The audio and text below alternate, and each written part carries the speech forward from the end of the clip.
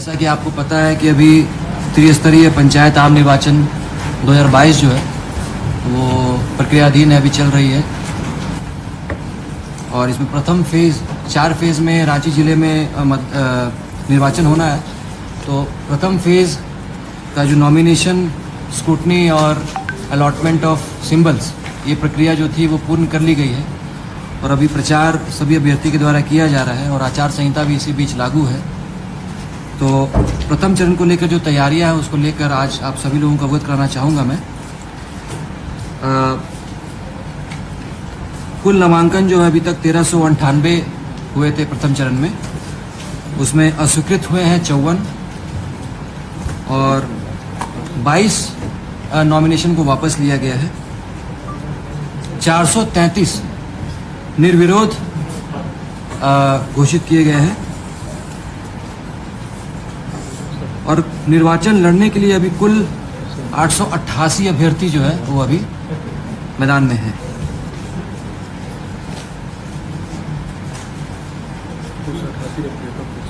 उसमें 888 जो लड़ेंगे उसमें से 251 मुखिया पद के लिए प्रत्याशी खड़े हैं। वार्ड सदस्यों के लिए 423 प्रत्याशी हैं। पंचायत समिति सदस्य के लिए 171, जिला परिषद सदस्य के लिए 43। हम लोग ने जिला प्रशासन ने जितने भी मतदान कर्मी हैं उन सभी लोगों की भी मैपिंग कर ली है, सभी लोगों का डेटाबेस तैयार कर लिया गया है। और जैसा कि आपको पता होगा कि 14 तारीख को प्रथम चरण का मतदान है, सुबह 7 बजे से लेकर दोपहर के 3 बजे तक, और 17 तारीख को मतगणना जो है वो 8 बजे से शुरू होगी। प्रथम चरण में कुल मतदान केंद्र जो है वो 648 है और कुल मतदान भवन की संख्या जो है वो 432 है। प्रथम चरण में लगभग, क्योंकि हम लोग 10% रिजर्व में रखे हुए मतदान कर्मियों को, तो लगभग 2592 मतदान कर्मी जो है प्रथम चरण में मतदान कराने में सहयोग करेंगे जिला प्रशासन को। मतपत्र की जो छपाई है वो अभी कंप्लीट हो चुका है। मतपत्र का रंग के बारे में आप लोगों को पता होगा, पर फिर भी मैं दोहराना चाहूँगा कि वार्ड सदस्य के लिए मतपत्र का रंग जो है वो सफ़ेद होगा, मुखिया पद के लिए गुलाबी, पंचायत समिति सदस्य के लिए हरा रंग और जिला परिषद सदस्य के लिए पीला रंग का मतपत्र तैयार किए गए हैं।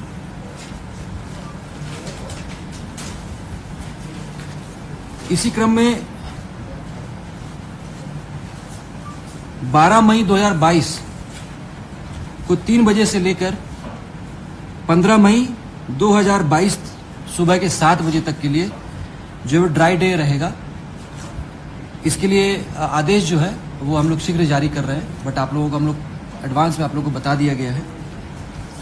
इसी प्रकार जो प्रचार प्रसार है वो मतदान के 48 घंटे पहले से ही जो है वो प्रचार प्रसार थम जाएगा। पोलिंग पार्टी जो मतदान कर्मी हैं उनका जो पोलिंग मटेरियल है वो हम लोग 13 तारीख को डिस्पैच करेंगे मोराबादी के फुटबॉल ग्राउंड से, और पोलिंग के बाद, मतदान के बाद, दोपहर के 3 बजे के बाद जो पोल्ड बैलेट बॉक्स होगा वो बाजार समिति पंडरा के कैंपस में जमा किया जाएगा। और 17 को जो मतगणना होनी है उसके लिए स्ट्रांग रूम और मतगणना की सारी तैयारियां जो है वो भी कृषि उत्पाद बाजार समिति पंडरा में ही की गई है। इसके अलावा सुरक्षा के पॉइंट ऑफ व्यू से मैं अनुरोध करूंगा कि एसएसपी साहब भी कुछ बताएंगे।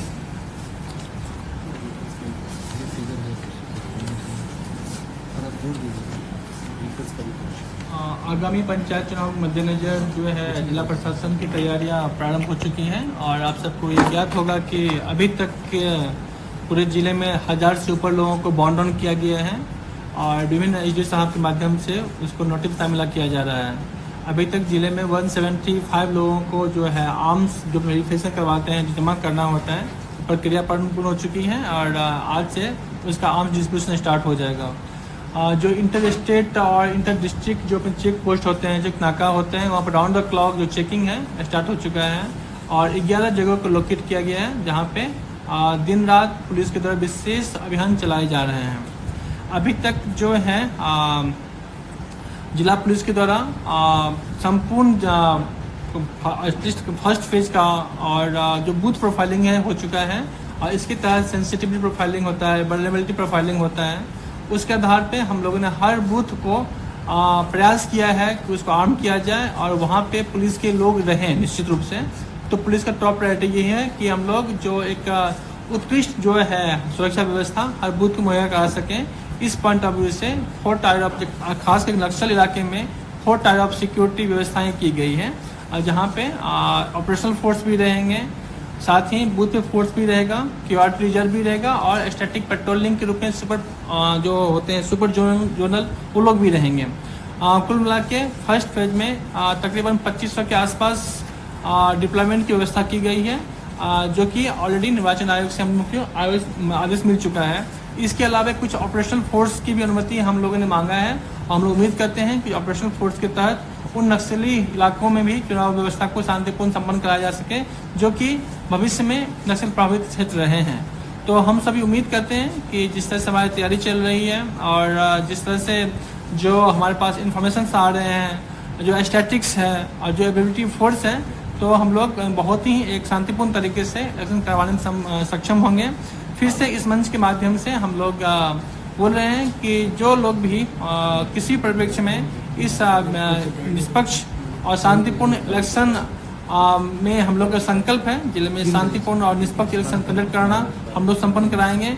और जो भी ऐसे लोग हैं जो असामाजिक लोग हैं या सामाजिक संगठन हैं जो इस व्यवस्थाओं को कहीं न कहीं प्रभावित करने की कोशिश कर सकते हैं, उनके खिलाफ हमारी तीखी निगाह है, उसको हम लोग कठोर एक्शन ले रहे हैं, आगे भी लेते रहेंगे। Any question please. कौन सा पंचायत है जो नक्सल प्रभावित है?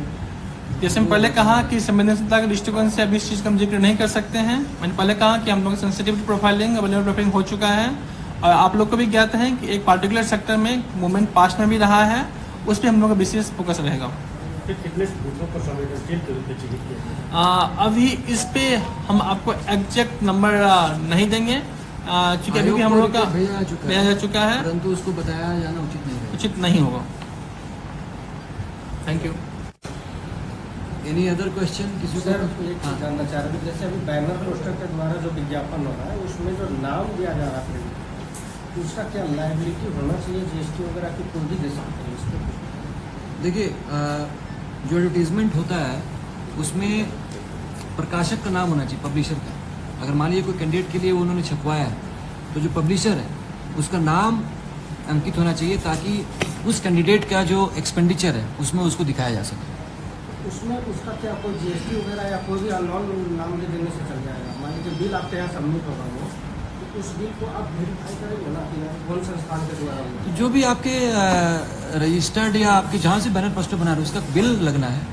अब अगर वो बिल बना रहे हैं तो उसमें जीएसटी तो लेंगे ही ना, वो बिना जीएसटी के लेंगे तो जो बैनर बना के दे रहा है उस पर भी कार्रवाई होने की संभावना रहेगी। सर, मतदाता बूथ तक वोट डालने पहुंचे, इसके लिए जिला प्रशासन व्यवस्था कर रही है? देखिए, मतदाता को बूथ तक पहुंचाने का कोई प्रावधान नहीं रहता है, ये टोटली वर्जित रहता है। कोई भी अभ्यर्थी, कोई भी समाज सेवी भी किसी के लिए ट्रांसपोर्ट की व्यवस्था नहीं करता है, उनको अपने निजी ट्रांसपोर्ट से ही आने की व्यवस्था की जाती है। इसमें प्रशासन की तरफ से कहीं कोई व्यवस्था नहीं की जाती है। हाँ, बूथ पर पानी की व्यवस्था और जो भी रहती है गर्मी को लेकर उसकी व्यवस्था की जाएगी, बट किसी तरह का किसी अभ्यर्थी के किसी भी मतदाता को लाने के लिए कोई प्रावधान नहीं है।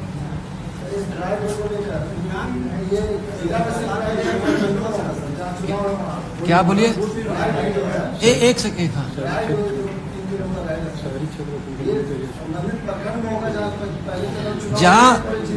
जहाँ आचार संहिता लागू हुई है ग्रामीण क्षेत्रों में, हाँ पूरे 18 शहरी क्षेत्र छोड़कर। सर, मेरा एक सवाल है कि ग्रामीण क्षेत्र में जो दूर दराज इलाके जो विकलांग है, जो चलने वाले, वो वोट कैसे देंगे? उनके लिए क्या चलिए आम लोगों के लिए तो भाई उसके लिए आप वो आ सकते हैं, जो नहीं आ सकते उसके लिए क्या है?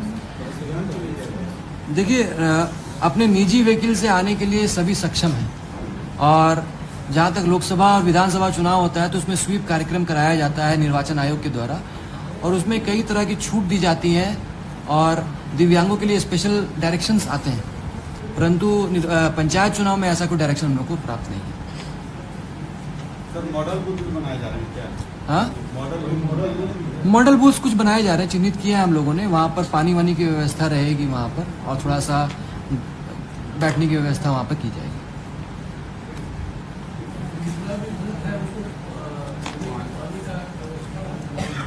सभी जगह पर बेसिक मिनिमम फैसिलिटी जो है उसका आकलन कर लिया गया है, और ज़्यादातर बूथों पर सभी जगह पर हम लोगों ने जो हैंडपंप है वहाँ पर, जहाँ पर नहीं है वहाँ पर ऑल्टरनेटिव विकल्प की व्यवस्था की जा रही है।